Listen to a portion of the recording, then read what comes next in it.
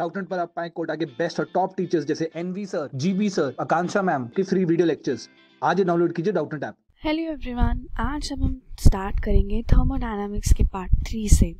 ये हमारा इस चैप्टर का लास्ट पार्ट है। इस चैप्टर में अब हम कंप्लीट कर देंगे तो जो टॉपिक रह गए थे हमारे डिस्कशन के, वो थी सेकेंड लॉ ऑफ थर्मोडायनामिक्स क्या होता है, और कार्नोट इंजन, हीट इंजन और रेफ्रिजरेटर का प्रिंसिपल क्या होता है, ये सब डिस्कस करेंगे। चलिए स्टार्ट करते हैं। उससे पहले हमने पिछले उसमें प्रोसेस पढ़े थे बहुत सारे, आइसोथर्मल, एडियाबैटिक। तो एक इम्पॉर्टेंट टॉपिक है जो हमें डिस्कशन करना चाहिए, जिससे बेस्ड क्वेश्चन पूछे जाते हैं, वो है हमारा आइसोथर्मल एंड एडियाबैटिक कर्व्स। ये हमें डिस्कशन करना है। चलिए ये कर लेते हैं।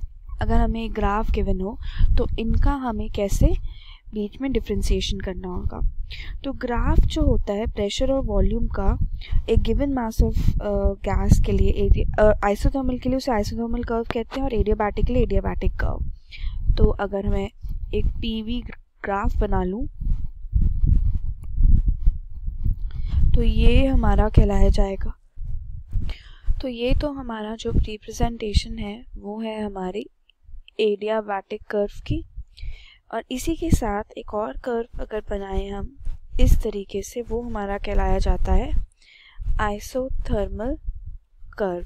पर अगर हमें क्वेश्चन में जैसे कि ऐसे दिया हो कि दो कर्व गिवन है और हमें पता करना है कि कौन सा एडियाबैटिक है, आइसोथर्मल, तो हम ये कैसे फाइंड आउट करेंगे। तो जो स्लोप हमारा एडियाबैटिक कर्व का रहेगा वो हमारा क्या कहलाया जाता है, जो स्लोप होता है हमारा एडियाबैटिक कर्व का, वो हमारा y टाइम्स होता है, y times into slope of isothermal curve. ठीक है, तो ये हमारा रिलेशन होता है आइसोथर्मल और एडियाबैटिक कर्व में। ठीक है, तो इसका जो स्लोप रहता है आइसोथर्मल का वो ज़्यादा रहता है कंपेयर टू एडियाबैटिक कर्व। अब नेक्स्ट हम पढ़ेंगे किसके बारे में, अब हम नेक्स्ट स्टार्ट करेंगे सेकेंड लॉ ऑफ थर्मोडायनामिक्स हमारा क्या कहलाया जाता है। तो सेकेंड लॉ ऑफ थर्मोडायनामिक्स। चलिए, जब सेकेंड लॉ ऑफ थर्मोडायनामिक्स हमारा एक फंडामेंटल लिमिटेशन है एफिशिएंसी, अगर हमें एक हीट इंजन गिवन है और कोएफिशिएंट जो है उसकी परफॉर्मेंस का रेफ्रिजरेटर का, तो वो ये कहता है कि जो एफिशिएंसी होती है हीट इंजन की ना, वो कभी भी यूनिटी यानी कि 100% नहीं हो सकती। ये और ये चीज़ ये इम्प्लाई करती है कि जो हीट हमारी रिलीज हो रही है कोल्ड रिजर्वॉयर में, वो कभी भी ज़ीरो बन नहीं सकती। तो इसका मेन प्रिंसिपल तो यही कहना है कि जो हमारी एफिशिएंसी है हीट इंजन की, वो हमारी कभी भी कैन नेवर बी यूनिटी यानी कि 100% नहीं हो सकती। जिसका इंटर्न मीनिंग ये होता है कि जो हीट हमारी रिलीज हो रही है, ठीक है, वो हमारी अगर कोल्ड रिजर्वॉयर में जो हमारी हीट जा रही है वो हमारी कभी भी ज़ीरो नहीं हो सकती, कैन नेवर बी ज़ीरो। तो ये हमारा बेसिक आइडिया होता है सेकेंड लॉ ऑफ थर्मोडायनामिक्स का। ठीक है, अब कुछ साइंटिस्ट ने अपनी स्टेटमेंट दी थी। अब हम उस स्टेटमेंट को एक बार पढ़ लेते हैं जो हमारी सेकेंड लॉ ऑफ थर्मोडायनामिक्स के रिगार्डिंग दी गई थी। तो पहली स्टेटमेंट तो हमारी दी थी जो आई थी, वो है हमारी, जो पढ़ेंगे वो है केल्विन्स की स्टेटमेंट। ठीक है, केल्विन स्टेटमेंट ने ये कहा था कि इम्पॉसिबल है कि हमें कॉन्टिन्यूस सप्लाई ऑफ वर्क मिलता रहे एक बॉडी से अगर हम उसे कूल करें टू अ टेम्परेचर जो उसकी कोल्डेस्ट ऑफ द सराउंडिंग्स है। तो ये कहता है इट इज इम्पॉसिबल कि हम ऑब्टेन कर पाए एक कॉन्टिन्यूस सप्लाई जो हो रहा है हमारी वर्क का। ठीक है, और कैसे जो एक बॉडी से ये वर्क मिल रहा है बाय, अब हम ये कैसे कर रहे हैं, by cooling it to a temperature जो बिलो है उसके कोल्डेस्ट ऑफ इट्स सराउंडिंग से। तो ये चीज़ हमारी पॉसिबल है ही नहीं, ठीक है। तो ये हमारा दिया था स्टेटमेंट केल्विन्स ने। देन हमारी स्टेटमेंट अब आती है क्लॉसियस। तो अब क्लॉसियस ने अपनी स्टेटमेंट क्या दी थी वो पढ़ लेते हैं। तो क्लॉसियस ने क्या अपनी स्टेटमेंट दी थी कि इट इज़ इम्पॉसिबल कि हम ट्रांसफ़र करें हीट का lower temperature of the body से higher temperature of the body without use of external agency, external work अगर हम कहें तो। Impossible, it is impossible to transfer from a lower, अगर हमारी कोई टेम्परेचर है बॉडी का ऑफ अ बॉडी, ठीक है, to a higher temperature body, ठीक है, विदाउट कोई हम यूज़ करें उस एक्सटर्नल एजेंसी का, विदाउट यूजिंग एक्सटर्नल फोर्स कह सकते हैं हम। तो ये चीज़ पॉसिबल ही नहीं है। देन इसके बाद हमारा आया था फिर प्लैंक की स्टेटमेंट। फिर प्लैंक की स्टेटमेंट भी हम पढ़ लेते हैं एक बार कि प्लैंक ने अपनी स्टेटमेंट क्या दी थी। प्लैंक्स स्टेटमेंट, ठीक है। तो प्लैंक स्टेटमेंट ये कहती है कि ये इम्पॉसिबल है कि हम कंस्ट्रक्ट करें एक हीट इंजन जो कि कन्वर्ट कर देगा हीट को कम्प्लीटली इनटू वर्क। और सारी ये जो स्टेटमेंट अभी तक हमने है वो इक्विवेलेंट है as one can be obtain from the other. तो ये इसलिए ये कहा था कि it is impossible to construct a heat engine, ठीक है, जो कि हमारा that will convert heat completely into work। तो ये हमारी प्लैंक की स्टेटमेंट थी। ये जो तीनों स्टेटमेंट जो हमने अभी पढ़ी हैं वो सारी इक्विवेलेंट है, क्योंकि हम ये जो तीनों स्टेटमेंट है वो एक स्टेटमेंट से दूसरी स्टेटमेंट हम ऑब्टेन कर सकते हैं। तो ये हमारी तीनों स्टेटमेंट अपनी इस जगह विदहोल्ड करती हैं, ठीक है। नेक्स्ट अब हम पढ़ेंगे इसमें, अब हमारा टॉपिक है इंट्रोपी। इंट्रोपी क्या होती है और यहाँ इसका रोल हमारा क्या है। तो इंट्रोपी एक फिजिकल क्वांटिटी है जो कि कांस्टेंट रहती है जब रिवर्सिबल एडियाबैटिक चेंज हो रहा होता है। तो हम क्या लिख सकते हैं, इंट्रोपी जो है वो क्या है, एक फिजिकल क्वांटिटी है जो कांस्टेंट रहती है, रिमेन्स कांस्टेंट ड्यूरिंग कहाँ, ड्यूरिंग एडियाबैटिक चेंज, ठीक है, ये कांस्टेंट रहती है। और चेंज जो हमारा इंट्रोपी का होता है वो हम कैसे देते हैं, ds is equal to dq by t, ऐसे डिफाइन रहती है इंट्रोपी, जहाँ s हमारी इंट्रोपी है, q हमारा हीट चेंज है और t हमारा टेम्परेचर है। तो हीट ये जो है ये हमारी जो हीट सप्लाई हो रही है सिस्टम को, और ये हमारा क्या है, एब्सोल्यूट टेम्परेचर। तो इंट्रोपी जो है सिस्टम की कभी डिक्रीज नहीं होती, तो ds यानी कि जो ये है वैल्यू हमेशा ग्रेटर देन इक्वल टू 0 रहती है।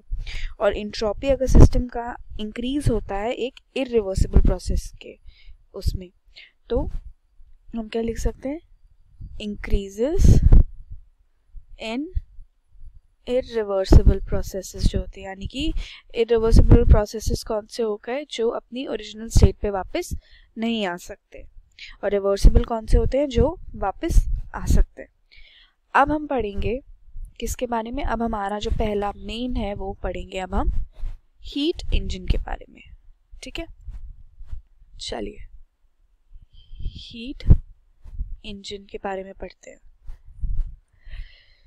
तो हीट इंजन एक तरीके का डिवाइस है जो कि क्या कन्वर्ट करता है, नाम से ही पता है कि हीट की जो एनर्जी है वो हमारा इंजन में कन्वर्ट होता है, यानी कि मैकेनिकल एनर्जी में कन्वर्ट होता है। ये इसका प्रिंसिपल है। हीट इंजन में अब हमारे 3 पार्ट्स रहते हैं। पहला पार्ट कौन सा होता है, पहला हमारा कहलाया जाता है सोर्स ऑफ हीट, जो कि हायर टेम्परेचर पे होता है। तो एक सोर्स होता है हीट का जो कि टेम्परेचर हायर पे होता है।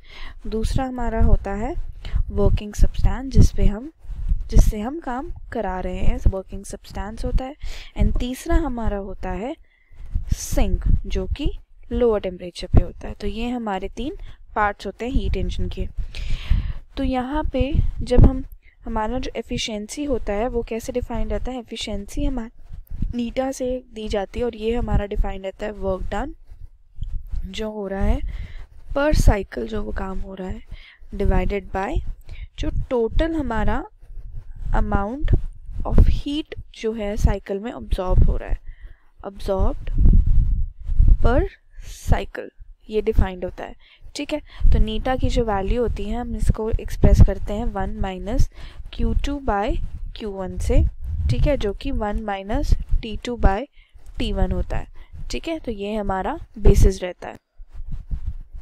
तो इसको हम ऐसे समझ सकते हैं कि ये अगर एक हमारा सिंक है, सोर्स S पे जो सोर्स है S1, ठीक है, और यहाँ से हमारा एक वर्किंग सब्सटेंस है बीच में और यहाँ हमारी दी है हमारा सिंक S2।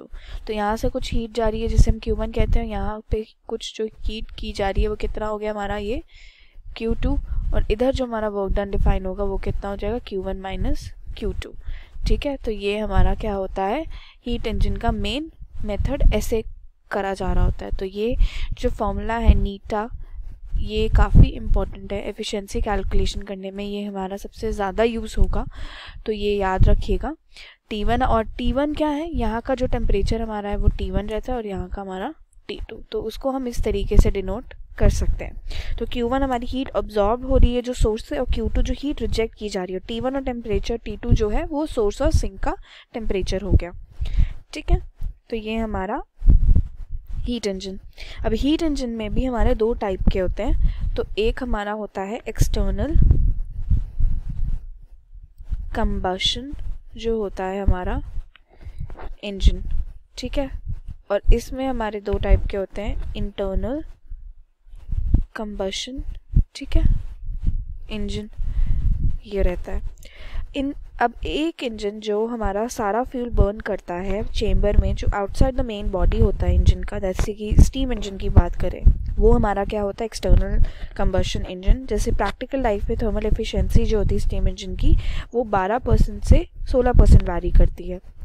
अब वहाँ पे अगर हम इंटरनल कंबशन की बात करें तो इस इंजन में क्या होता है कि फ्यूल को हम बर्न करते हैं पहले inside the main body of the engine, जैसे पेट्रोल या डीजल का इंजन होता है, और प्रैक्टिकल एफिशिएंसी जो होती है थर्मल और इंजन की वो 26% रहती है और डीजल की 40%। तो ये दोनों इंजन्स के बीच का डिफरेंस हो गया। नेक्स्ट है हमारा कार्नोट साइकिल, वो डिस्कशन के लिए। कार्नोट ने डिवाइस किया था एक आइडियल साइकिल, एक ऑपरेशन का हीट इंजन का, जिसको वो क्या कहता है, कार्नोट साइकिल। वो इस तरीके से था, पीवी डायग्राम पे, यहाँ V, यहाँ प्रेशर, ठीक है, यहाँ इस तरीके से वो ड्रॉन था, A B C D, ठीक है, ये इस तरीके से ये साइकिल का डायरेक्शन रहता है। कार्नोट साइकिल में 4 प्रोसेसेस थे। पहला प्रोसेस AB, जो कि हमारा क्या था, ये हमारा होता है आइसोथर्मल एक्सपेंशन, ठीक है। दूसरा प्रोसेस BC, ये हमारा होता है एडियाबैटिक एक्सपेंशन, ठीक है, एक्सपेंशन। फिर आता है हमारा CD, ये होता है हमारा आइसोथर्मल कंप्रेशन, ठीक है। ये साइकिल काफ़ी इंपॉर्टेंट है, क्वेश्चंस जो पीवी डायग्राम के आते हैं वो मोस्टली इसी टॉपिक से आते हैं। लास्ट हमारा प्रोसेस होता है एडियाबैटिक, DA यानी कि एडियाबैटिक कंप्रेशन, ठीक है। ये हमारा होते हैं 4 प्रोसेस। जो नेटवर्क डन होती है पर साइकिल एक इंजन की, वो न्यूमेरिकली किसकी इक्वल रहती है, जो एरिया है इस लूप के अंदर, ठीक है। तो ये हमारा क्या होता है, जो वर्क डन रहता है वो एरिया अंडर दिस लूप हमारा डिफाइन किया जाता है। तो अगर हम कैलकुलेशन देखेंगे डिफरेंट प्रोसेस का, तो हमें ये शो किया जाता है कि जो Q2/Q1 जो था वो हमारा T2/T1 के इक्वल, ये हमारा मेन कार्नोट साइकिल का मोटिव रहता है। तो एफिशिएंसी हमारी फिर कैसे डिफाइंड होती है, 1 - T2/T1 कार्नोट साइकिल के लिए। तो एफिशिएंसी जो कार्नोट साइकिल की होती है वो मैक्सिमम होती है for a given T1 and T2, but still Carnot engine practical engine नहीं है, क्योंकि मैनी आइडियल सिचुएशन में क्या अज्यूम किया गया है जब हम इंजन डिज़ाइन करने होते हैं कि वो प्रैक्टिकली नहीं ऑब्टेन हो सकता। तो ये हमारा कार्नोट साइकिल का मेन फोकस हो गया। लास्ट अब हमारा टॉपिक है जो पढ़ेंगे अब हम, वो है हमारा रेफ्रिजरेटर। चलिए, रेफ्रिजरेटर यानी कि हीट पंप। तो रेफ्रिजरेटर कैसे वर्क करता है हमारा, एक या हीट पंप की बात करें, डिवाइस है जो कूलिंग थिंग्स के लिए यूज़ होता है। तो ये तो एक तो हमारा कूलिंग थिंग्स के लिए यूज़ होता है, अब तक हमने वार्म अप थिंग्स के लिए देखा था। ये हमारा अब्जॉर्ब करता है हीट सिंक से जो लोअर टेम्परेचर पे, रिजेक्ट करता है larger amount of heat source पे। तो ये इसका फंक्शन उल्टा हो गया। अब क्या है, ये अब्जॉर्ब कर रहा है हीट कहाँ से, सिंक से, ठीक है पहले, और जो कि सिंक हमारा अभी हमने हीट इंजन पे देखा था ये लोअर टेम्परेचर पे होता है। और क्या कर रहा है, ये रिजेक्ट कर रहा है हीट किसको, सोर्स को, जो कि हमारा हायर टेम्परेचर पे होता है। इसमें हमारा एफिशिएंसी नहीं, इसको हम कहते हैं, अब इसमें जो कैलकुलेशन करते हैं वो हमारा कहलाया जाता है coefficient of performance of refrigerator, जिसको अब हम बीटा से रिप्रेजेंट करते हैं। वो होता है हमारा Q2/W, यानी कि हीट जो हमारी सिंक से अब्जॉर्ब की जा रही है बाय वर्क डन, ठीक है। तो ये हमारा होता है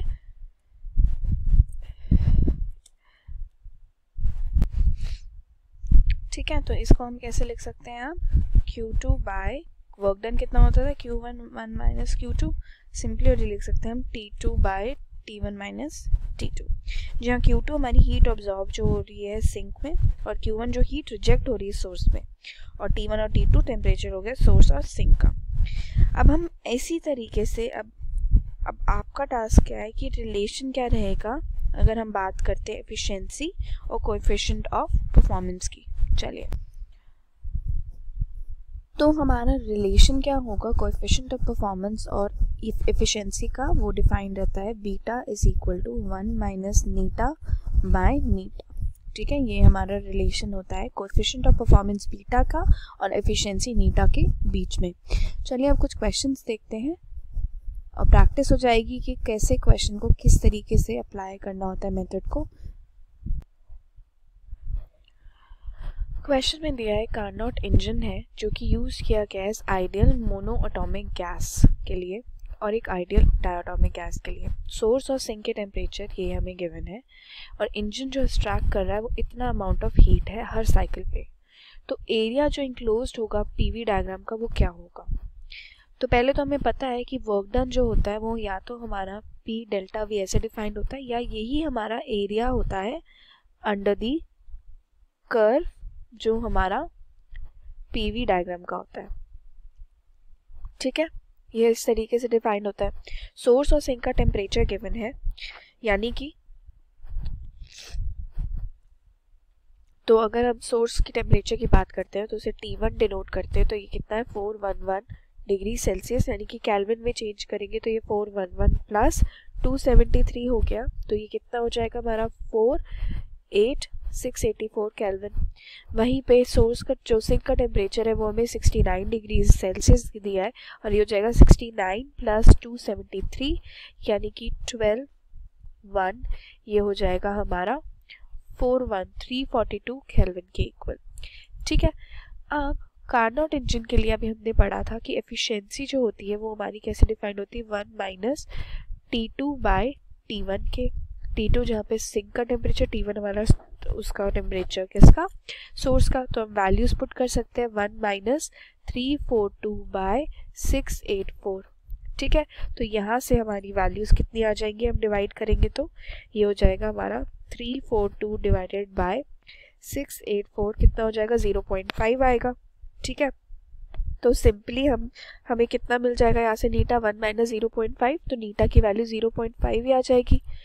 फिर हमें क्वेश्चन में दिया है कि इतना amount of heat her cycle में यूज़ हो रहा है, तो हमें क्या वैल्यू दी हुई है Q की, कितनी दी है 1000 जूल। वर्क डन के लिए हमें एरिया अंडर द कर्व, हमें एरिया दिया नहीं है तो हम कर्व ये वाला यूज़ करके नहीं निकाल सकते। वर्क डन हमारा डिफाइन किया जाता है कि कितना अमाउंट ऑफ हीट और एफिशिएंसी के बीच में, तो हम वर्क डन को कैसे लिख सकते हैं, वो हमारा नीटा एफिशिएंसी इंटू क्यू होता है, यानी कि 0.5 इंटू 1000, तो ये हमारा कितना हो जाएगा 500 जूल के इक्वल वर्क हमारा किया जा रहा है। तो हम अपना क्वेश्चन, हमारा ऑप्शन देखेंगे तो हमारा ऑप्शन सी जो है वो क्या हो जाएगा करेक्ट आंसर। क्वेश्चन में दिया है कार्नोट इंजन है, एफिशिएंसी है 1/10 हीट इंजन की, जैसे कि उसको यूज़ किया जा रहा है रेफ्रिजरेटर के लिए। वर्क डन अगर हमारा सिस्टम का 10 जूल का है तो अमाउंट ऑफ एनर्जी जो ऑब्जॉर्ब्ड होगी रिजर्वॉयर की लोअर टेम्परेचर पे वो कितनी होगी। अब देखिए ये क्वेश्चन हमारा 2017 के नीट के पेपर का है, तो इसे देखते हैं हम कैसे सॉल्व करेंगे।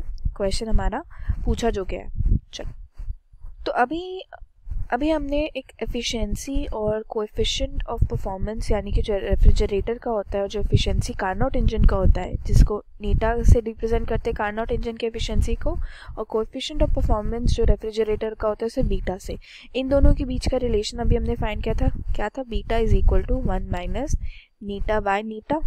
ठीक है, तो यहाँ पे हमें कार्नोट इंजन की एफिशिएंसी 1/10 गिवन है, तो यानी कि नीटा की वैल्यू कितनी है 1/10, तो हम यहाँ डालेंगे तो कितना हो जाएगा 1 माइनस 1/10 बाय 1/10, ऊपर हमारा कितना हो जाएगा 9/10 बाय 1/10, कितना हो गया ये 9 आ गई हमारी बीटा रेफ्रिजरेटर के लिए।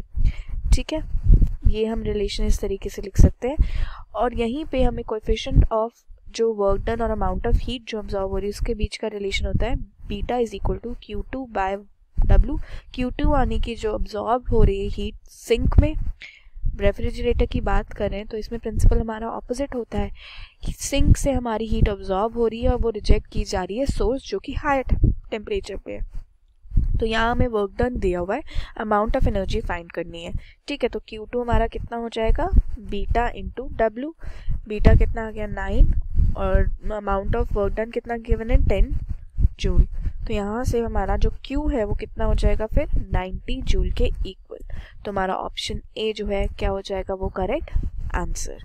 तो ये था हमारा आज का टॉपिक थर्मोडायनामिक्स, जिसमें हमने पूरा चैप्टर कवर अप कर लिया। आपके कुछ अपने डाउट्स हो तो कमेंट सेक्शन में प्लीज़ डालिएगा एंड कंटिन्यू लाइकिंग दी, हमारा जो ये क्रैश कोर्स चल रहा है नीट के लिए उसको लाइक करते रहिए एंड प्लीज़ अपने फ्रेंड्स के साथ शेयर करिए एंड हमारे चैनल को और लाइक्स दीजिए। Thank you. क्लास 6 से 12 से लेके नीट, IIT, JEE मेंस और एडवांस के लेवल तक 10 मिलियन से ज़्यादा स्टूडेंट्स का भरोसा। आज ही डाउनलोड करें डाउटनेट ऐप या व्हाट्सएप कीजिए अपने डाउट्स 8400 400 400 पर।